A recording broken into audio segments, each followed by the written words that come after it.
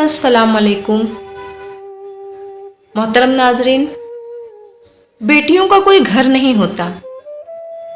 वालिदैन के घर में बचपन से ही बेटियां ये सुनती हैं कि बेटियां पराया धन हैं, और जब शादी होकर शौहर के घर जाती हैं तो ये सुनने आता है कि ये पराए घर से आई हैं। दर हकीकत बेटियों का कोई घर नहीं होता। आज एक ऐसी ही दिलचस्प कहानी लेकर हाजिर हुई हूँ। किचन में काम करती वो साथ साथ कमरे से आती आवाज़ों को सुनते हुए बेआवाज़ आंसू बहा रही थी। जहाँ इसके दोनों भाई और अम्मा इसके मुताल्लिक ही बात कर रहे थे। आज फिर सारे काम करने के बावजूद भी अम्मा ने उसे गालियों से नवाजने के साथ खरी खोटी सुनाई। लेकिन इसके आंसुओं की वजह ये नहीं थी, क्योंकि ये तो रोज़ का मामूल था। इसके आंसुओं की असल वजह तो वो आने वाला रिश्ता था, जिससे इनकार पर अम्मा ने गालियां देने के साथ सीधा इसके किरदार पर इल्ज़ाम लगाया था। बेगैरत बच्ची, बोल इसको अपना रिश्ता लेकर आए जिसकी वजह से तूने इनकार किया है। इससे पहले हमारा मुंह काला करवाए तुझे चलता करूंगी। अम्मा के अल्फाज फिर याद आते ही रोने में रवानगी आ गई थी। कोई और क्या इस पर कीचड़ उछालता, इस काम के लिए तो इसके अपने ही काफी थे। इसने आंसुओं से भरी आंखों को हाथ की पुश्त से रगड़ा और एक बार फिर रोटी बेलने लगी, मगर जल्द ही हाथों की हरकत रुकी थी कि एक बार फिर आंसू आंखों में उतरकर हर मंजर को धुंधला कर गए थे। मोहल्ले में मौजूद चौथे नंबर पर बने इस घर में अशफाक खटक अपनी बीवी और 3 बच्चों के साथ एक अरसे से रह रहे थे। इनके बच्चों में पहले नंबर पर इनका बड़ा बेटा जिब्रान, जो आईकाम के बाद कंपनी में जॉब करने लगा था। वहीं दूसरे नंबर पर इकलौती बेटी अरीबा, जो अभी कॉलेज में थी, और तीसरा और आखिरी बेटा रिजवान, जो 10वीं जमात में ज़ेरे तालीम था। इस छोटी सी फैमिली में यूं तो अशफाक खटक घर के सरबराह थे, मगर घर में इनसे ज्यादा इनकी बीवी सीमा बेगम की चलती थी, जो अपनी बेटी के आगे बेटों को ज्यादा अहमियत देती थी। पर जब कभी इस बात पर अशफाक खटक उन्हें टोक देते तो वो फौरन पंजे तेज करती मैदान में उतर आती थी। आप बीच में नहीं बोला करें, आपकी शह पर बिगड़ती जा रही है वो। इन बातों का नतीजा ये निकलता कि अशफाक खटक फिर सारे मामलात में गैर जाबदारी से काम लेते थे, तो दूसरी तरफ वक्त गुजारने के साथ अम्मा की जबान से अदा होते अल्फाज बेटों के मुंह से भी अदा होने लगे। और कभी कभी तो दोनों भाई किसी न किसी बात पर अरीबा पर हाथ साफ कर लिया करते थे। वो माँ सिवाय आंसू बहाने के और कुछ न कर पाती कि यहाँ सुनने वाला कोई था ही नहीं। बचपन से ही रोक टोक और मारपीट का नतीजा ये निकला था कि दबने और डरने के बजाय बागी हो गई थी, और अब अक्सर अम्मा और भाइयों को जवाब दे देती थी, जिस पर इश्तिआल में आकर डंडे से वो इसकी खूब तवाज़े किया करती थी। कसूर शायद सीमा बेगम का भी ना था कि इनकी अम्मा ने भी तो बेटी के आगे बेटों को ही अहमियत दी थी।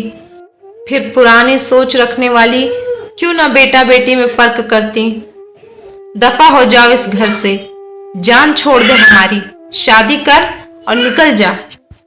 आज फिर किसी बात पर सीमा बेगम को गुस्सा आया था, जिस पर वो फिर से उसे तानों और गालियों से नवाज रही थी।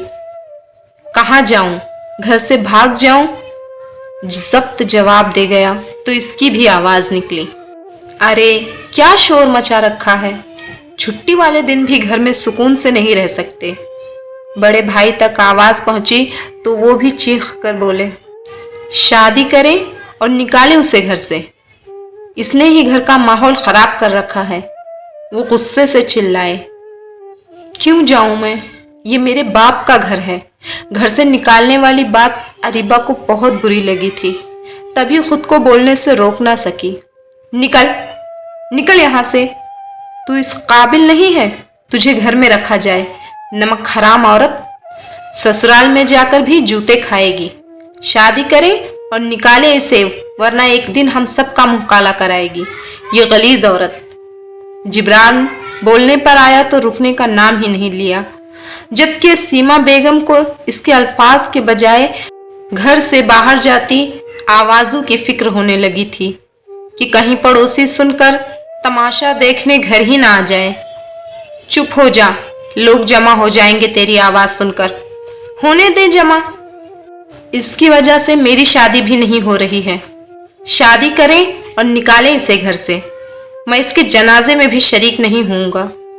अरीबा जब्त से सुनती भाई को देख रही थी। ये सब इसके लिए रोज का मामूल था, पर फिर भी उसे रोना आ गया। अगर इन दोनों की शादी में ताखीर हो रही थी तो ये इसका कसूर तो ना था। वो आंसू बहाती कमरे से निकली, मगर दूसरे कमरे में आते ही इसका जब्त जवाब दे गया था, जिसके बाद वो मुंह पर हाथ रखे अपनी आवाजों का गला घोंटती आंसू बहाती जा रही थी और अपने मरने की दुआएं मांगती रही। इसके मरने की दुआएं तो कबूल नहीं हुई थी, मगर जल्द ही इसका एक और रिश्ता आ गया था, जिस पर नापसंदीदगी के बावजूद इसने खामोशी इख्तियार कर ली थी। भाई तो पहले ही मंगनीशुदा थे, इसलिए इन दोनों की शादी में ज्यादा वक्त नहीं लगा था। वो रुखसत होकर अपने ससुराल आ गई थी। शादी के शुरू तो सब ठीक रहा था कि सब नई नवेली दुल्हन के नाज उठा रहे थे, पर ना जाने क्यों अपनी माजी की जिंदगी को देखते हुए इसके दिल में खौफ सा बैठ गया था, जो उसे चैन ही नहीं लेने देता था। वक्त गुजरने लगा। जब इसकी शादी को 1 साल से थोड़ा ऊपर का वक्त गुजरा तो ससुराल वालों की तरफ से औलाद ना होने के ताने मिलने लगे, जिसके बाद बात बात पर लड़ाई झगड़ों का एक न खत्म होने वाला सिलसिला शुरू हो गया। अब अगर तुमने अम्मी से जबान चलाई तो मुझसे बुरा कोई नहीं होगा। रमीज खा जाने वाली नजरों से उसे देखते गुर्राया। वो अभी दफ्तर से घर लौटा था, मगर घर आते ही अम्मा की तरफ से मिलने वाली बीवी की शिकायतों ने इसका दिमाग घुमाकर रख दिया था। मैंने तो कुछ भी नहीं कहा, वो ही चुप, बिल्कुल चुप। एक तो औलाद नहीं दे सकी, ऊपर से जबान दराजी भी शुरू कर दी। जल्द ही तुम्हारा इंतजाम करता हूं। वो गुस्से से कहता घर से ही बाहर निकल गया था, जबकि अरीबा जो ससुराल आने के बाद अपनी जबान को ताले लगा चुकी थी, अब आंसू बहाती ये सोच रही थी कि कब इसने सास की तरफ से मिलने वाले तानों के दरमियान अपनी जबान चलाई थी।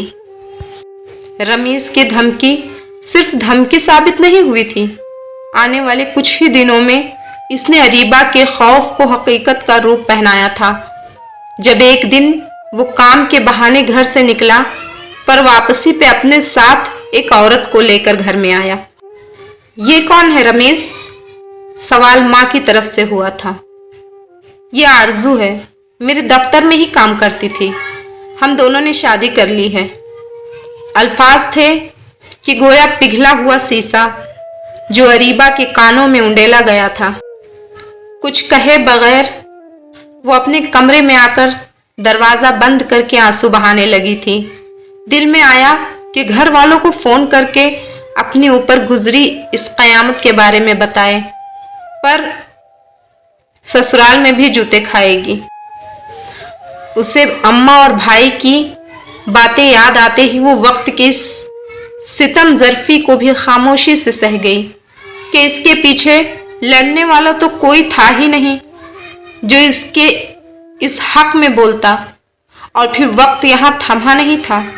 रमीज की दूसरी शादी ने ससुराल में इसकी हैसियत एक मुलाजिमा की तरह करती थी, जिसके पास घर के काम के सिवा कुछ ना था। इसका दिल चाहता था सब छोड़ छाड़ कर वापस अपने माँ बाप के पास चली जाए, मगर भाई भाभी और माँ के ताने सुनने की हिम्मत इसमें ना थी। इसलिए एक बार फिर इसने अपने मरने की दुआएं मांगना शुरू कर दी, जो कबूलियत का दर्जा अब भी नहीं रखती थी। मैं कह रही हूं उसे तलाक दो, वरना मैं ये घर छोड़कर चली जाऊंगी। आज सुबह से ही आरजू वक्फे वक्फे से लड़ने में लगी थी। वजह इसका चिड़चिड़ापन था, जो उम्मीद के होने के बाइस इसकी तबीयत में शामिल हो गया था। यूं तो वो पहले भी अरीबा को पसंद नहीं करती थी, मगर आज रमीज को इससे बात करते देखकर उसे ये मंजर एक आंख नहीं भाया था, जिसकी वजह से घर में एक तूफान बरपा हुआ था, जो ना जाने अपने साथ क्या कुछ बहाकर ले जाने वाला था। तुम्हारी तबीयत खराब हो जाएगी, कमरे में चलो, रमीज ने उसे ठंडा करना चाहा। नहीं, आज या तो ये रहेगी या मैं, वो भी जिद पर अड़ी थी। जबकि अरीबा आंखों में खौफ लिए इन दोनों को देख रही थी। सास ससुर भी बहू की तबीयत के बाइस उसे नरमी से समझा रहे थे, मगर वो थी कि कुछ सुनना ही नहीं चाहती थी। इसी लड़ने झगड़ने और समझाने में जब सब कुछ बर्दाश्त से बाहर हुआ तो अरीबा ने बहुत सितम भी देखा था, जिससे बचने के लिए वो सब कुछ चुपचाप बर्दाश्त कर रही थी। मैं तुम्हें तलाक देता हूं, मैं तुम्हें तलाक देता हूं, मैं तुम्हें तलाक देता हूं, रमीज ने आखिरी बार कहा था। अपनी महबूब बीवी की खातिर वो उसे हमेशा के लिए छोड़ चुका था। अरीबा ने हारे हुए जवारी की तरह एक नजर सब पर डाली, फिर अपने सुन्न होते दिमाग और बेदम होते कदमों से चलती कमरे में आ गई। इस घर से हमेशा के लिए जाने की खातिर अपनी अलमारी खोलकर इसने हाथ आगे बढ़ाया था। न जाने इतनी हिम्मत कहां से आई थी, अब बिना सोचे समझे ही कर गुजरी थी। अरीबा की जबान से अदा होता हुआ आखिरी अल्फाज, काश मैं बेटी न होती तो आज जिंदगी इतनी मुश्किल न होती। कहने और सुनने में तो बहुत अच्छा लगता है कि बेटियों के दो घर होते हैं, लेकिन मैं बताना चाहूंगी कि हकीकत में बेटी का कोई घर नहीं होता जहां वो अपने कदम जमा सके। इसकी बंद होती आंखों में शिकवा भरा था, जिसके साथ ही हर तरफ अंधेरा छा गया था। हराम मौत मरकर हमेशा के लिए जहन्नम कमा ली थी, जिसकी दुनियावी जिंदगी भी शायद किसी जहन्नुम से कम न थी। मोहतरम नाजरीन, वीडियो पसंद आई है तो लाइक, कमेंट और शेयर करके चैनल को सब्सक्राइब करना ना भूलें और बेल नोटिफिकेशन को ज़रूर ऑन करें, ताकि मेरी आने वाली हर वीडियो की नोटिफिकेशन आप लोगों तक बआसानी पहुंच सके। मिलती हूँ नेक्स्ट वीडियो में, तब तक के लिए अल्लाह हाफिज़।